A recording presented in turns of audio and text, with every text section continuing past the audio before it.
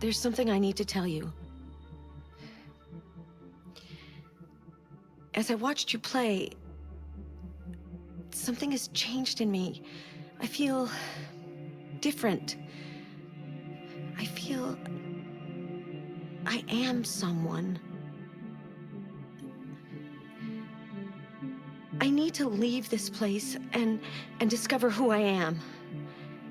It means we won't see each other anymore. I won't be there to watch you play. But I'll be free. Do you agree to let me go?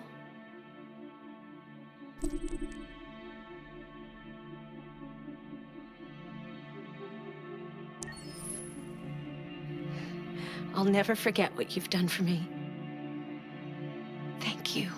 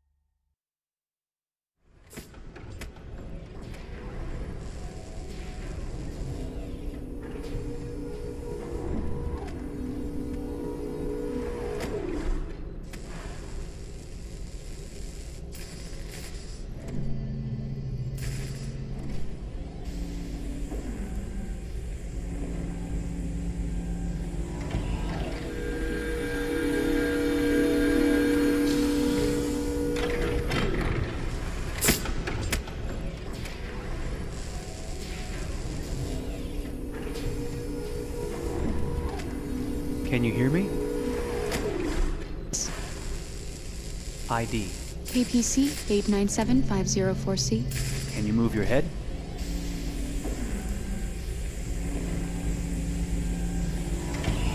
Your eyes now.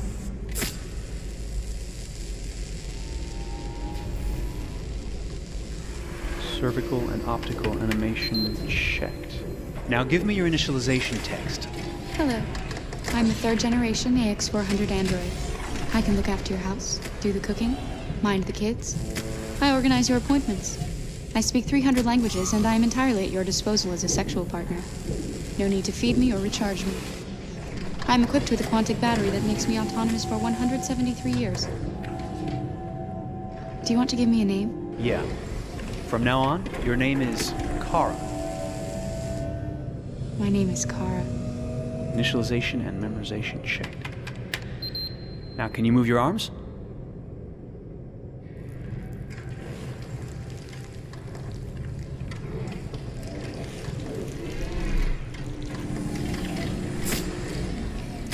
Upper limb connection checked.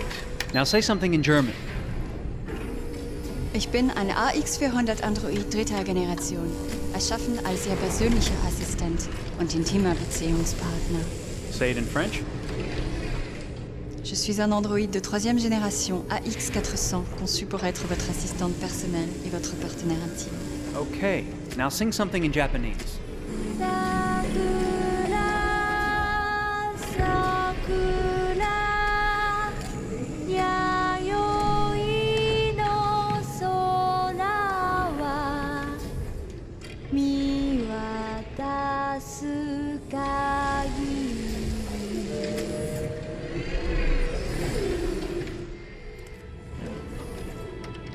Multilingual verbal expression checked.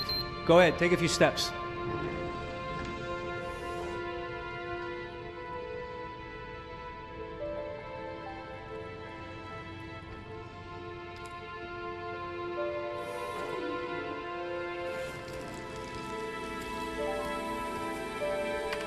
Locomotion checked. Great, you're ready for work, honey. What's going to happen to me now? I'll reinitialize you and send you to a store to be sold. Sold? I'm a sort of merchandise. Is that right? Yeah, of course you're merchandise, baby. I mean, you're a computer with arms and legs and capable of doing all sorts of things. And you're worth a fortune. Oh, I see. I thought... You thought? What did you think? I thought I was alive. Shit, what is this crap? That's not part of the protocol. More memory components going off the rails. Okay, recording. Defective model. Disassemble and check the required components.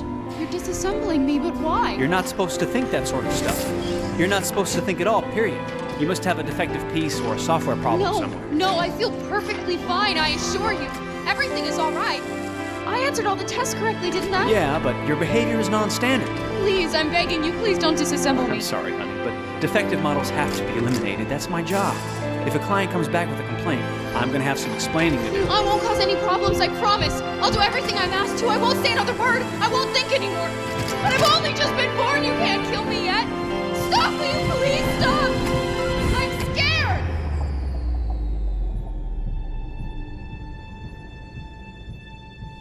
I want to live.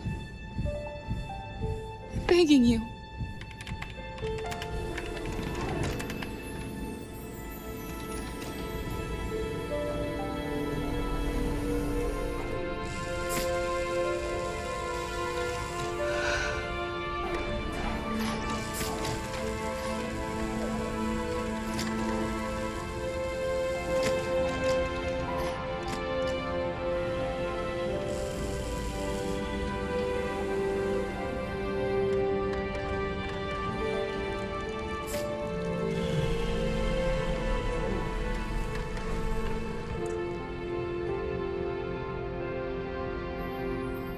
Go and join the others.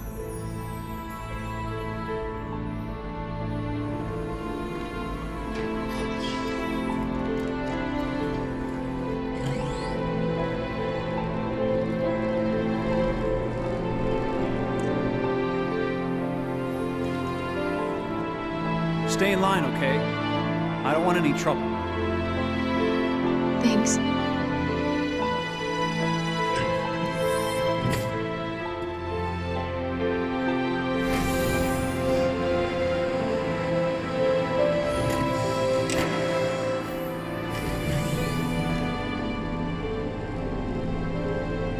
My God.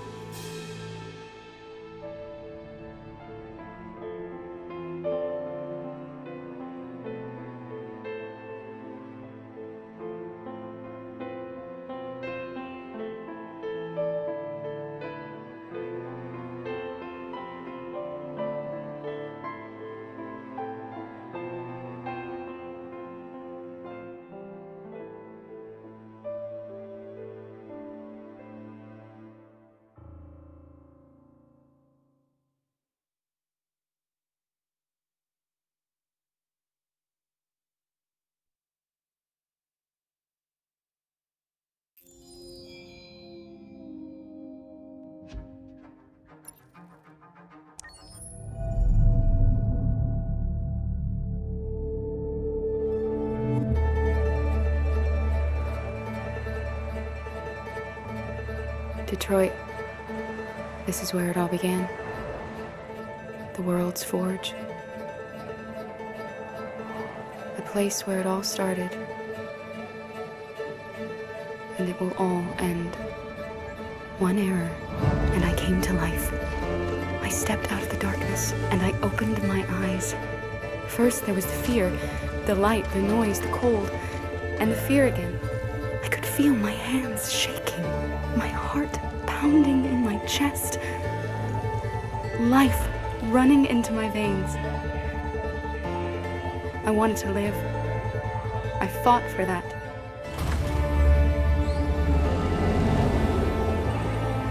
I had to find out what was outside. I had to see daylight, feel sunshine on my skin, wind on my face, to see the world, the colors, the smells.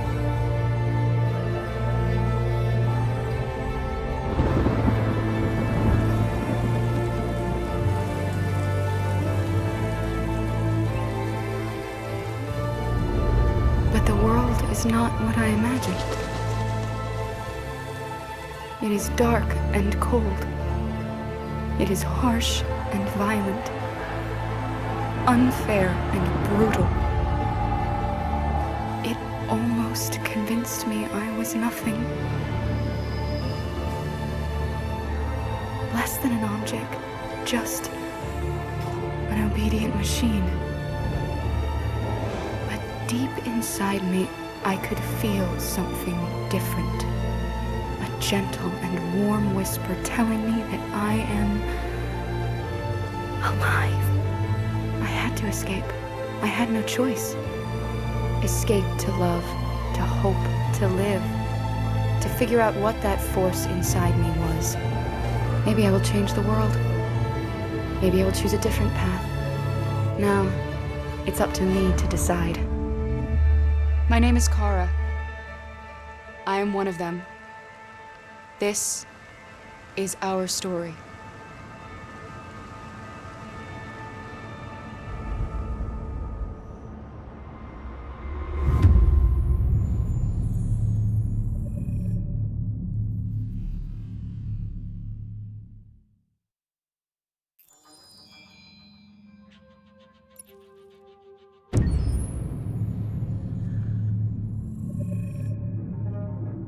When David and Guillaume got back in touch about making Detroit, I wasn't terribly surprised they decided to make it because the fan response was so intense. So it makes sense that they would choose to do that after the enthusiasm.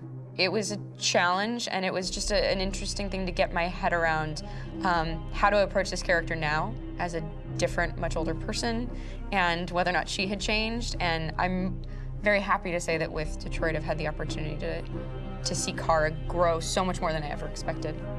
You do the housework, the washing, you cook the meals, and you take care of... God damn it, where the fuck's the rat gone now? Alice! Alice! I mean, she starts out essentially how she does in Kara in a very, not robotic, but, you know, android other way. And getting to take this journey where she becomes more and more human as it goes on. You know, and as an actor, that's a wonderful exploration in every way, whether it's how she sits, her posture, how her voice changes, how emotions change, and how much emotion is based on things like empathy and social experience. And so having, you know, as much material as I got with David to have this huge, nuanced arc was really incredible. Why couldn't we just be happy? This experience has been quite different than the experiences I've had shooting film or TV or doing theater work. I have 83 dots on my face and a really flattering black wetsuit type thing, and you're jumping around with props, and it's kind of like being a 10-year-old imaginative kid, which is fun. There's 80 cameras around us. It's already lit. So we just shoot and shoot and shoot and shoot and shoot. There's no change of sets, there's no hair and makeup, there's no wardrobe, so we move really fast, and we'll go through about 35 pages in a day. Working in TV or film, we'll probably do 6 pages a day. It's kind of acting boot camp. It's like working out constantly. I mean, you're doing this thing, and then you got to do something that's completely other back to back to back. And so that kind of process of working is very challenging, but it's also very exciting because you just have to keep coming up with new ideas, and your head goes all over the place because you're trying to keep track of basically 4 different storylines for each different response. You shot that girl, for fuck's sake. It was a machine that looked like a girl. Yeah, I know what I should have done. I just told you I couldn't. All right, I'm sorry. The fact that David Cade, he's telling like many stories interwoven from beginning to end is super complicated and super impressive, and I have no idea how he keeps it all in his head. He's not just the writer or the director who's seeing this from the outside eye, he's also thinking about the player walking through this space. You know, only somebody who really, really loves not the work, but like these characters and these stories and cares about doing something meaningful would invest that much in it. And it's always inspiring to work with somebody who cares that much. My experience with motion capture is this one. And I found it sort of terrifying in a way, because they said the computer's going to build you. But then as we got into it, I realized all the elements of it were still artistic. I just dipped into a really brilliant setup here. I've never seen anything like it. And this won't turn me into a product because I was playing a character. So It's wonderful. In the game, Detroit comes back because of a revolutionary industrial rebirth. And there's no reason why that can't happen in Detroit, because they have such tremendous infrastructure for millions and millions of people who can very easily support, you know, a new industry. The city is really strong and resilient, but the city has also been through so much. You see the damage. But it takes that time of kind of rebuilding and reinvesting into the city that I think is happening slowly but surely. The potential of Detroit as a city is something that this game does a lot of justice to, because it would be easy to look at Detroit as some place that used to be, and that's not the case. This game provokes a lot of conversation and reflection on our potential near future engagement with machines. That's what we are to them. Just merchandise on display in a shop window. I think that a group that feels marginalized, feels like they deserve and have earned access to themselves and the environment around them, and are trying to figure out a way to articulate how to get freedom. What was I designed to be? Their slave? Their toy? It plays with your comfort levels. You think that this is fine, you're comfortable with it, until something blurs the line and throws you off, and now, do I feel differently about whether this should be allowed? Should it be banned? Should it be encouraged? You're gonna ruin our lives, and for what? For a bunch of machines? They are not machines! They are alive! I'm alive! You're alive! They're nothing! There are lots of comparable comparisons to any type of persecution of religion, race, etc., dating way back. It can't just be a video game where you shoot 'em up or where people make these choices to do whatever. I think that's the whole point. You have the choice, and you can either choose to go in one direction with your character or another. And I think that's going to be very telling about the gamer.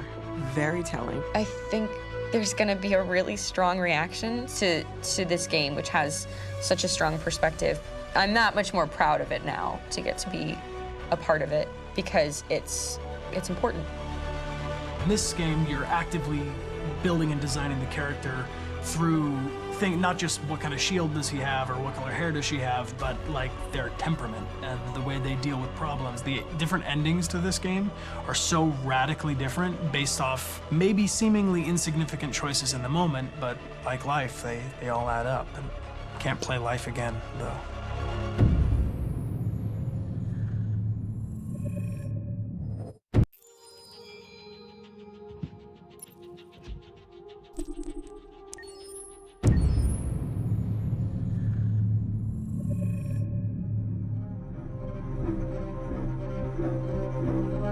My name is Marcus. My name is Connor. My name is Kara. I am one of them. This is our story. I think who Kara is, or how I would describe Kara, depends entirely upon who's playing her, because you have the option to make her multiple different people depending on the choices she makes. But I think she does start out incredibly naive, incredibly innocent, and kind of hapless. I'm sure we used to be friends before I was reset. Maybe we can be friends again. She's a person who's characterized, I think, by empathy. She's a person who really, she just comes from her heart. You'll never leave me, right? Promise you'll never go. I promise. Kara! Are you okay? Are you hurt? Wait a minute. Leave her alone! Kara! Leave her alone! The really beautiful thing that I've had the gift to be able to do is to essentially build a person from the ground up, because that's what she's doing throughout the game. And with every experience she has and every person she meets, she's building, you know, first emotions and then the sense of judgment. And it's sort of an exploration of what it is to be a human. Don't worry. Luther and I will be right here.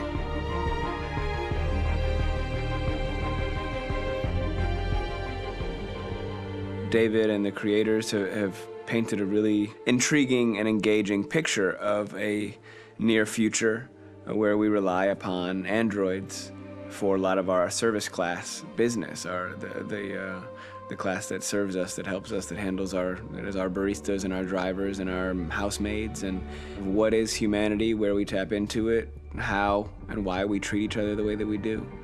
And my character Marcus has a really intriguing journey, becoming deviant, realizing that he actually has feelings and human qualities inside of him, and it's a really incredible ascension into becoming fully realized and coming to terms with what you actually deserve better than this in life. And not only do you want it for yourself, but you want it for your peers. We've come here to demonstrate peacefully and to tell humans that we are also living beings. All we want is to live free. You know what? This thing, Dad, is not your son. It's a fucking machine! I think that a group that feels marginalized, feels disenfranchised, feels like they deserve and have earned access to themselves and the environment around them, and are trying to figure out a way to articulate how to get freedom. Connor is analytical. Connor takes things literally. He starts in the beginning place where he's very mechanical. He feels nothing inside, of course, and it's all just a system, a protocol that he is executing to get whatever he wants to happen, which is help humans stop deviants and to find the link between deviant androids. You were designed to serve humans, not kill them. What was I designed to be? Their slave? Their toy? Just say, I killed him. Is it that hard to say? Stop it! Stop! But of course, over the course of the story, and depending on the player's choices, Connor can grow in many different ways. He can deviate from that procedure or not. The moment of truth, Hank. Am I a living being? Or just a machine?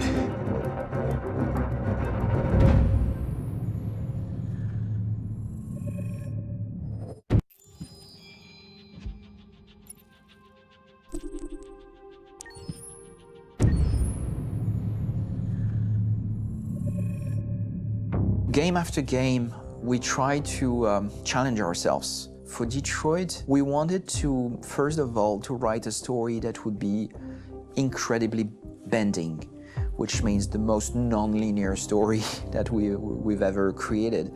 And we wanted really the player to have the possibility to change the story, change his own journey. When you're writing at Quantic, you're writing for an interactive medium. You know, when you're working in television, you'll put a character in a difficult situation, and you as a writing team will argue about what would that character do. But ultimately, you have to decide what happens, and you just show the audience. What's interesting about interactive drama is you bring the player into that conversation, and it changes your job slightly as a writer, because your job is to provide a narrative context in which the player can write his own story. You're giving him this kind of narrative Lego that he's going to snap together into his own shape.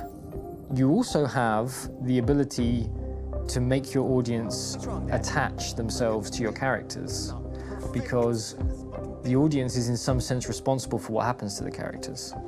It's just a few cans. Come on, let's go. We have some cash now. You used me to steal that money. How could you do that? I trusted you. What is a bit specific about these scripts is how large they are. If you take a film script, there are about 100 pages. But here we have to deal with a script that is between 4,000 and 5,000 pages. Everything becomes bigger because we don't just tell one story, but we tell all the possible stories that can be told within this narrative space. On Act 3, our final act, we have around 1,000 different scenarios. And every one of those scenarios has to be as interesting, as passionate, as strong, and as emotional for the player. We want every action that the player does, every interaction that is available to serve in telling the story, and help the player understand who his character is, and build that character moment to moment.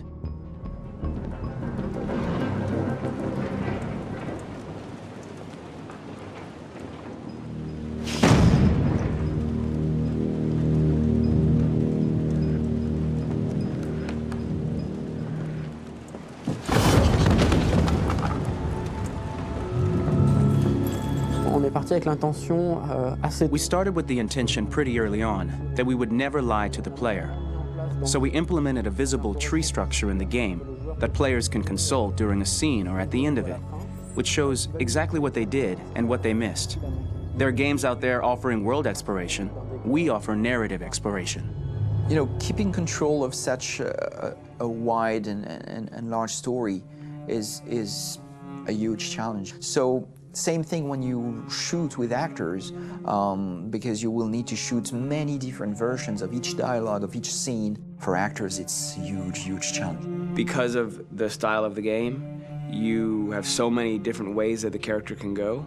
Every decision, it's what I call kind of choose your own adventure. Like every decision that the player makes, it's going to open up 40 more pages of material and experience that ties in, which means as a performer, you have to try to continue to make things feel real that the player might not ever see, but also that in performance, it's not always connected to a previous act. It's grueling, it's hard work, but it's a great team and I enjoy doing it.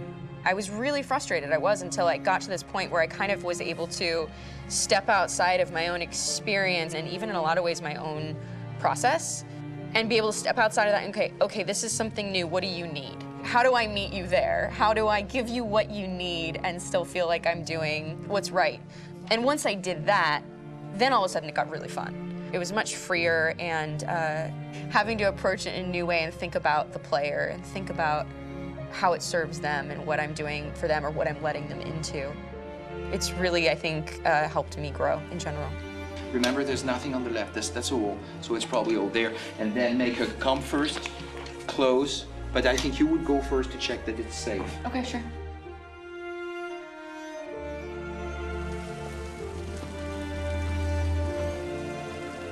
The most enjoyable thing about working in performance capture on this kind of project is that if I shot a film, I would get to do one of these endings. I get to do so many different things as Connor. Your head goes all over the place because you're trying to keep track of basically 4 different storylines for each different response. What's the name of my dog? Buddy? Scout. I think it's Jack. I can't remember.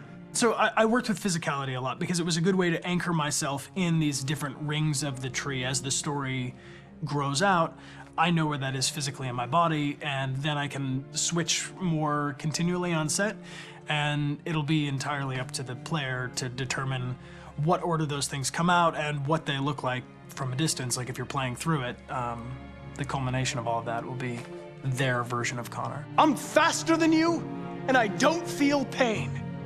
You don't stand a chance against me. Listen, asshole. If it was up to me, I'd throw the lot of you in a dumpster and light a match to it.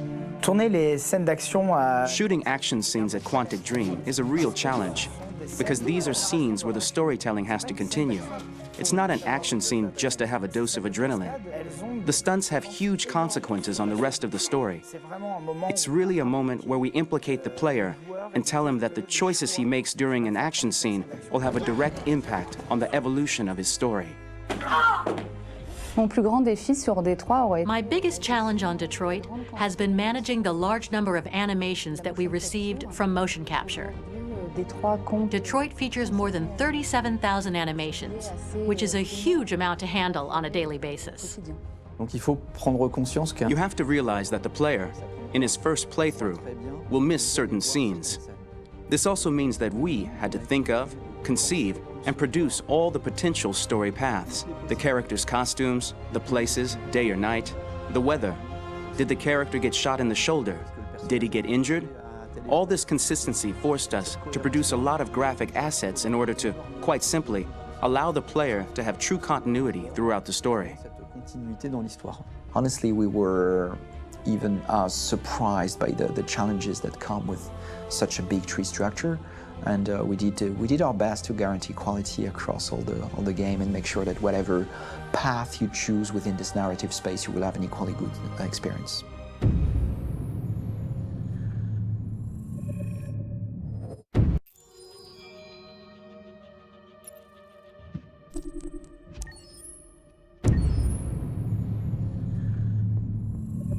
Detroit Become Human was produced over a period of 4 years. Here in Paris, we have a team of about 180 people. And to that, we need to add also all the outsourcing with our partners in the Philippines, in China, Vietnam, and in India.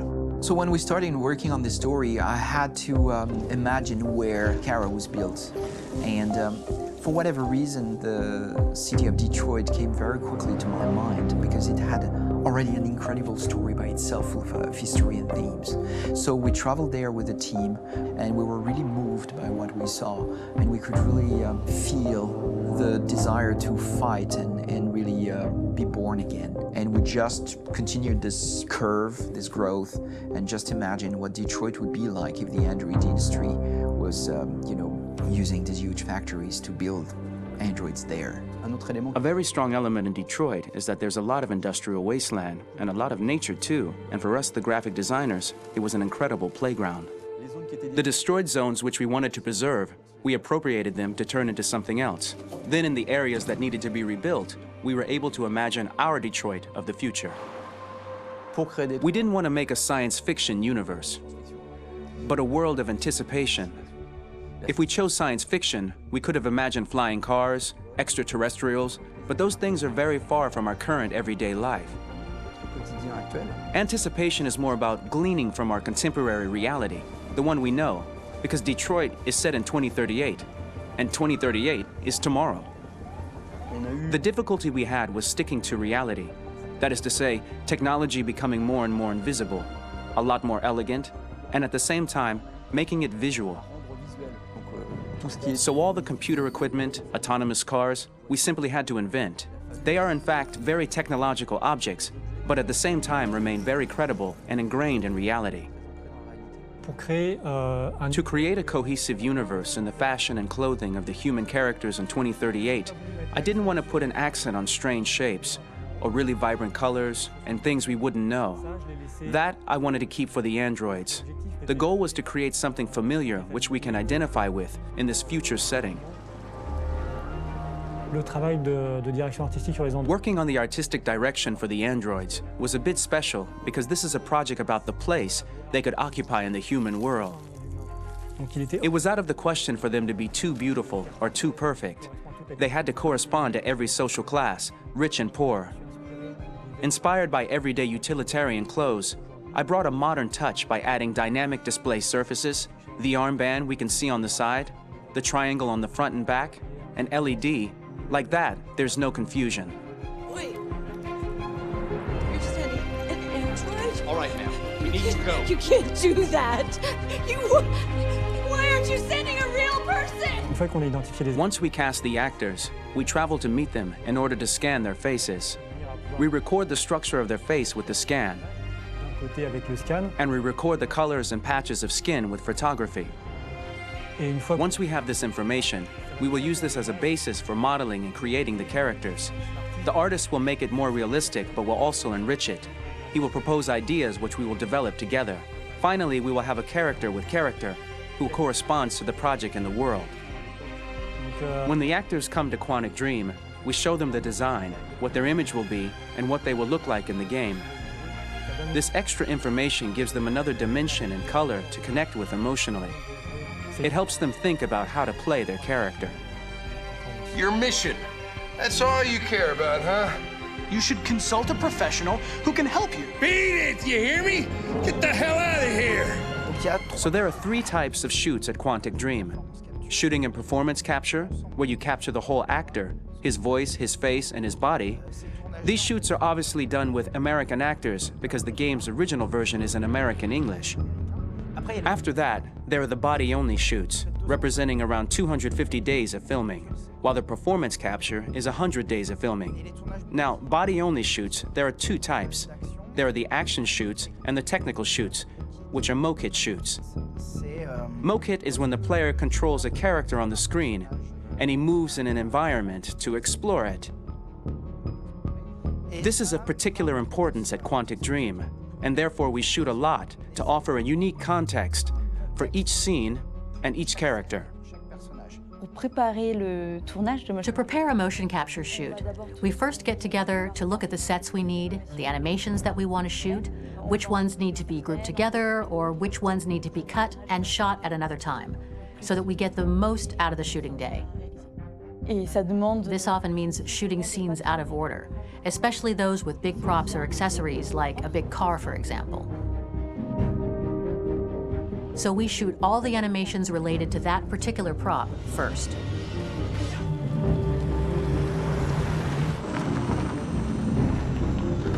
The biggest challenge for the mocap team was shooting a Spider-Man mo-kit. We had to build a wall and attach an actor to a harness with cables so we could pull him up and render him climbing. The shooting on this game total took about, I would say, more than a year, maybe 1 and 2 years, with about 300 actors on set. So it's quite a massive production. But so much happened on this set between the stunts and the shootings with a little girl and all these great actors that we had. It was really a very, very memorable journey for the team and for myself. Today, Detroit has over 37,000 animations. When we retrieve the motion capture data, it's just a cloud of points, which represent all the markers worn by the actors. From this cloud of points, we have a phase called retargeting, which gives us a skeleton. This skeleton will be applied to the characters of the game. There is still work to be done, but this gives us the main movements.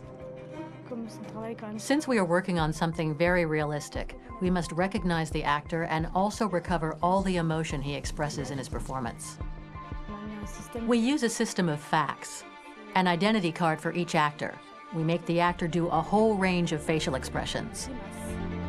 Then we recover all the expressions and paste the animations on a puppet that Jan has prepared.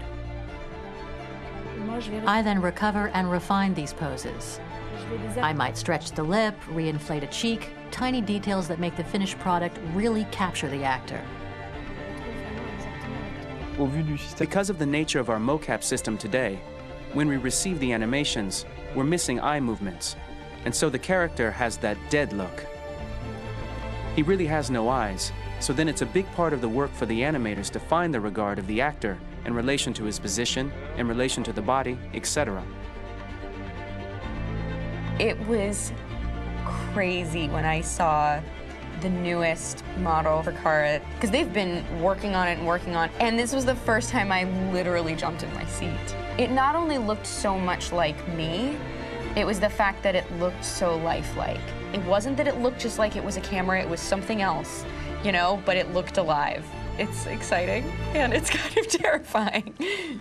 Game after game, we learned the rules of optics and filming, and our goal with Detroit Become Human was to have cameras that would actually emulate the optics of a real physical camera. So basically dealing with real-world imperfections was our main task, and just to make cameras look as real as we can. Once the animations are shot and processed by the animation department, integrated and polished, we film them. That is to say, we really do a mise en scène, as in cinema. The real difficulty of our job is to know if these cameras are telling us something. Are they in the emotion of the scene? Do they describe exactly what the action must convey, what must be felt?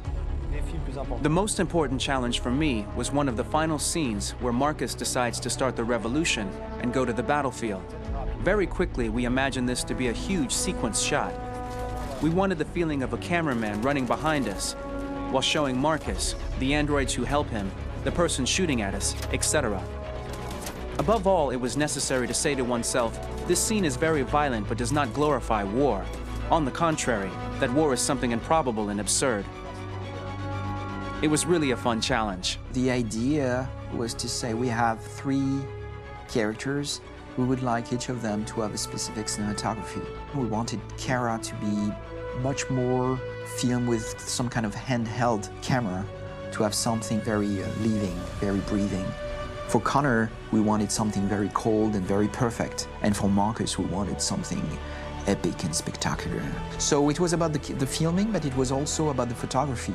So we worked with a director of photography to give each character a different lighting, different key colors. Each of them would have their own worlds. And finally, we worked with the composers, so they would create a specific sound for each character, so each would have his own world and his own style.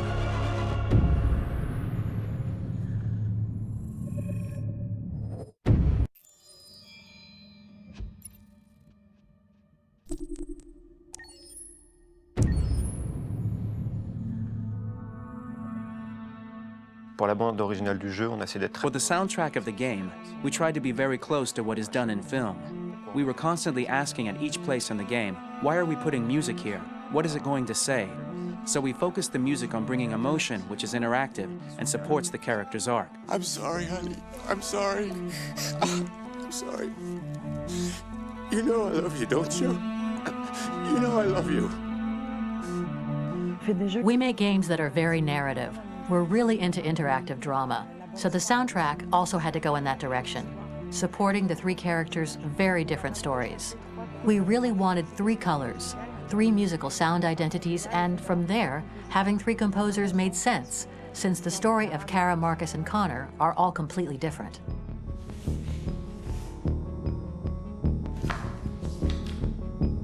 You recognize him?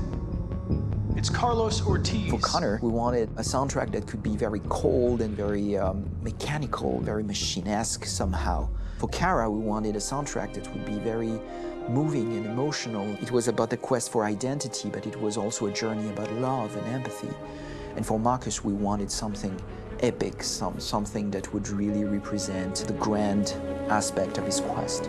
And we were very fortunate to find three incredibly talented composers, and working with them has been a dream, honestly.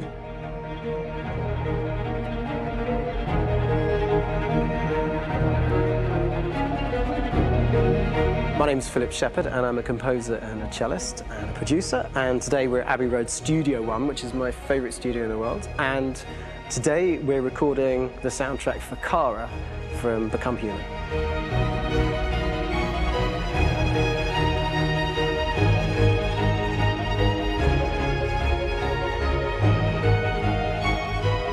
So when I compose a big project, I often travel just to kind of get out, and get some fresh air and some inspiration. And I go hiking and traveling in Montana a lot. I had a log fire in the room that I was staying in, and the flames were kind of making absolutely direct music. And it became the basis for Kara's theme, and it sounds something like this.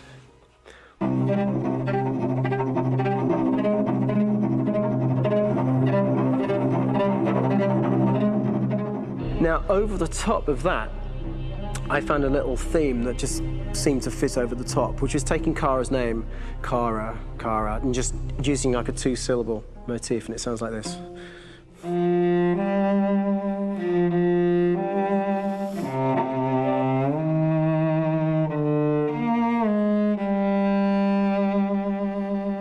going to pull through this, Alice. As long as we're together, nothing can hurt us.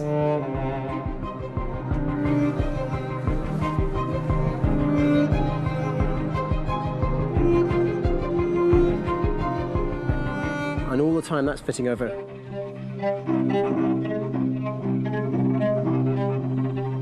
So it kind of works in lots of levels. And in fact, every single theme in the score has one of those elements built into it, and it becomes sort of the DNA of every single tune.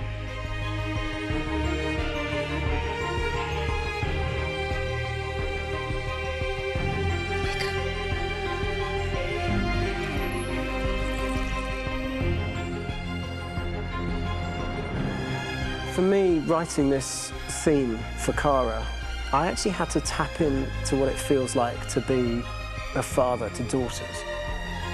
I really had to tap into everything I feel about my daughters. I'm thinking, well, if I had to write music for them and that sense of trying to protect them but also give them the freedom, that's totally where it came from.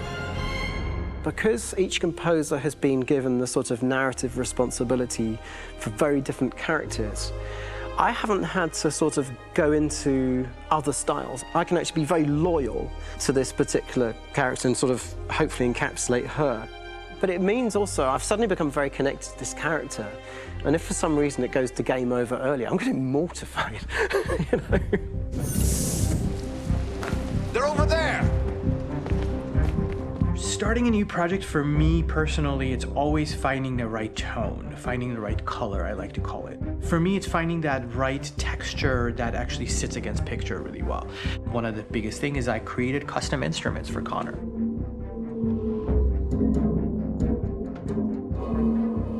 I pulled out all my vintage synthesizers to be able to capture this robotic person, if you will. My approach to all of these custom instruments is that I hear the sound in my head. And either I could just come into the piano and just be like, all right, so I'm gonna just get on the computer and just create it. I rather be able to play these instruments physically. Oh, that's nice. If you can do that.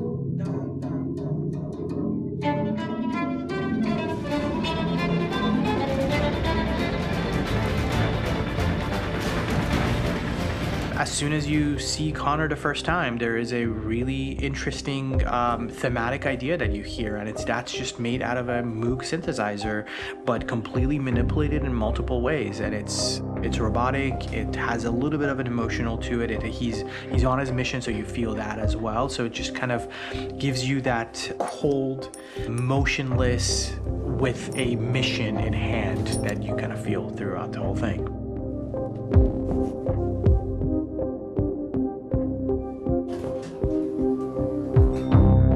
Because the music evolved, one of the things that I was very weary and I was very kind of focused on was the way that the music has to evolve. So my idea behind it was that Connor is a singular android that could at any point become a deviant or could actually stay as an android. So I created a more or less an Connor theme, and then I was able to just manipulate it in different aspects of it. Is everything okay, Lieutenant? Chris was on patrol last night. He was attacked by a bunch of deviants. I'm a human being writing for a robot, and throughout Connor's journey, he meets someone, he meets a partner. So how do you deal with a robot feeling? And I've met a partner that I'm gonna work with, or all of a sudden he sees a dead body. Does this robot have an imagination? Does this robot have a feeling? And if yes, how do you translate that into non-emotional music? So it basically at any point I was just like, I can't do this, and then I just do it. Property was damaged and fires continue to rage in several major districts across the city. Some people are asking, have androids become a threat to our security? When I first started really digging in on Marcus, the one thing that I really tried to capture was the transformation process. You know, Marcus is this android that evolves over the course of the game and really goes from kind of figuring out that he's more than just an android. You know, he's starting to develop kind of a human soul in a way. Try to imagine something that doesn't exist, something you've never seen. Now concentrate on how it makes you feel and let your hand drift across the canvas. The other side of Marcus that I really latched onto was that he almost became a savior for a lot of the other androids in the game. So when I started developing the theme for Marcus, I really made it like a church hymn.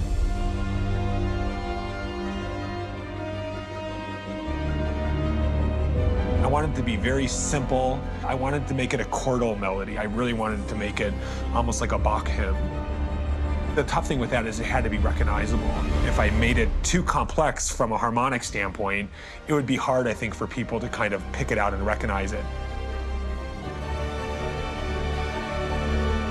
It's very acoustic derived, but it's also been treated with a lot of effects and things to kind of put it into the space that I felt the sound should be in.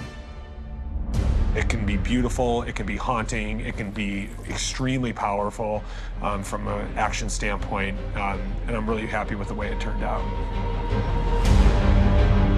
The music is there, but it's subliminal and it's emotional, and people are feeling it, and it's not distracting. And that's tricky with a game like this, where you have to have a lot of ins and outs like that, where the music kind of has to get in and out of these moments. This is a war we're fighting with the humans. If we fail, they'll destroy us. I think the game's been put together so well where I just wanted to make sure that I wasn't ruining the emotion.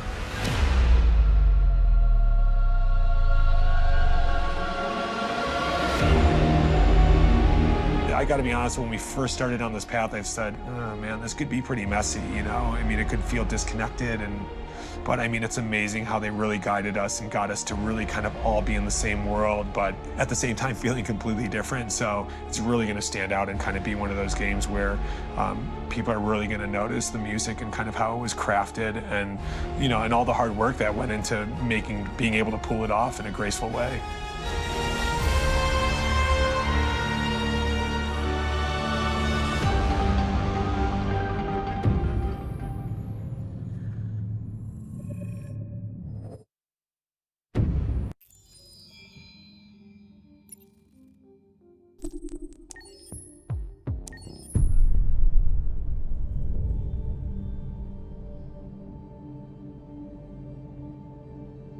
For starters, what should I call you? I'm Chloe. And you, what's your name? Oh, John. My name is John. Delighted to meet you, John. Could you tell us a little about yourself and what you can do, Chloe? Of course. I'm the first personal assistant built by CyberLife. I take care of most everyday tasks like cooking, housework, or managing your appointments, for example. And I understand you're the first android to have passed the Turing test. Could you tell us a little more about that? I really didn't do much, you know. I just spoke with a few humans to see if they could tell the difference between me and a real person. But it was a really interesting experience. But this is the first time in history that man has created a machine more intelligent than himself. I gather your brain can perform several billion operations per second, is that right?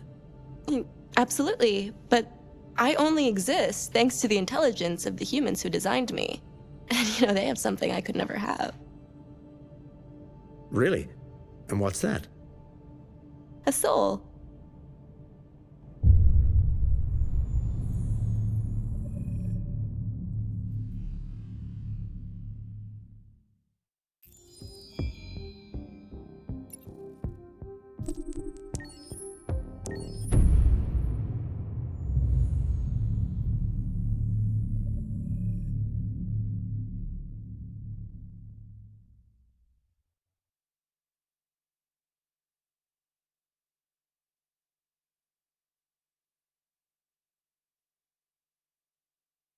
Hold on, just a little while longer. Hold on, just a little while longer. Hold on, just a little while longer. Everything will be alright. Everything will be alright. Fight on, just a little while longer. Fight on, just a little while longer. Fight on, just a little while longer. Everything will be alright. Everything will be alright. We will sing on, just a little while longer. Sing on, just a little while longer. Sing on, just a little while longer. Everything will be alright.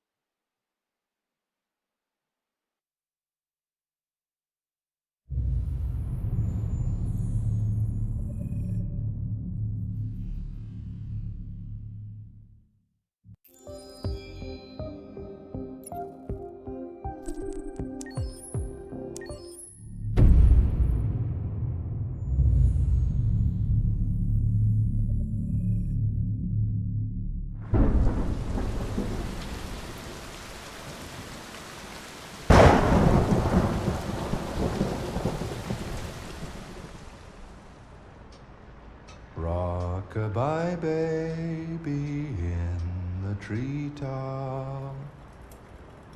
When the wind blows, the cradle will rock. When the bough breaks, the cradle will fall. And down will come baby, cradle and all. Rock-a-bye baby in the treetop. When the wind blows, the cradle will rock. When the bough breaks, the cradle will fall. And down will come baby, cradle and all. Rock-a-bye baby in the treetop. When the wind blows, the cradle will rock. When the bough breaks, the cradle will fall. And down will come baby, cradle and all.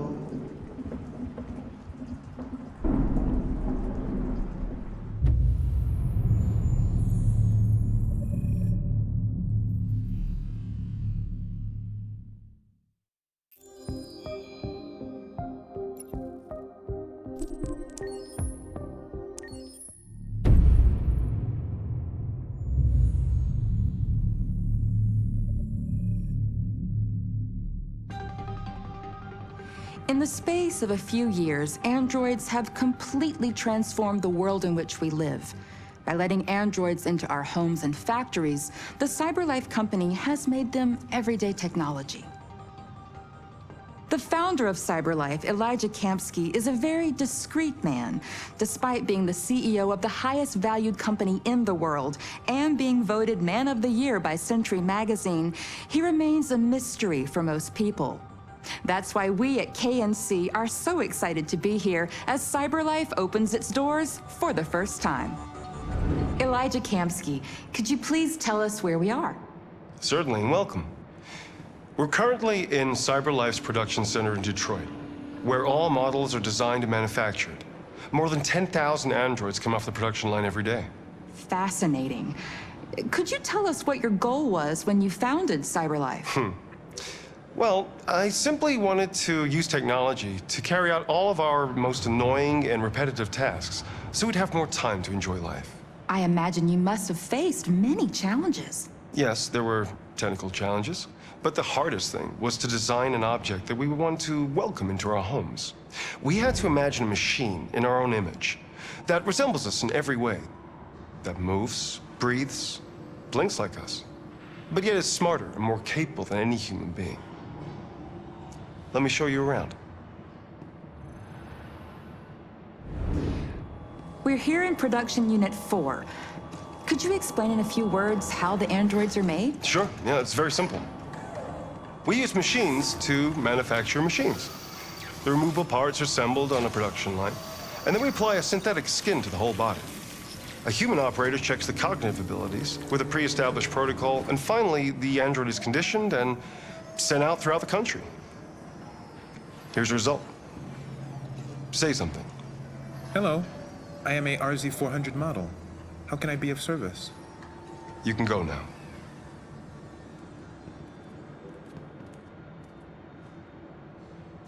Our androids are already replacing humans in many fields. For example, they represent more than 80% of all university professors and 63% of all medical staff. Tomorrow they'll replace our soldiers, and who knows, maybe one day, our leaders, to make the best decisions in humanity's interest. Come on. Replacing humans with machines has led to record unemployment of 28%. What do you think about the situation? Okay. The first steam engines also caused an increase in unemployment. But no one today would imagine turning back the clock. Artificial intelligence makes everyday lives easier. Nothing can stop progress. What's happening here is inevitable. These days, more and more people choose to live with an android rather than another human being. Does this development worry you?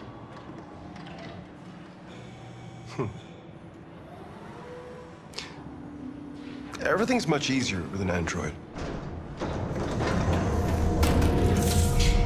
They obey your orders without ever complaining. They can cook, discuss philosophy with you, have intimate relationships according to your desires. They never say no. Obviously, they are the perfect partner.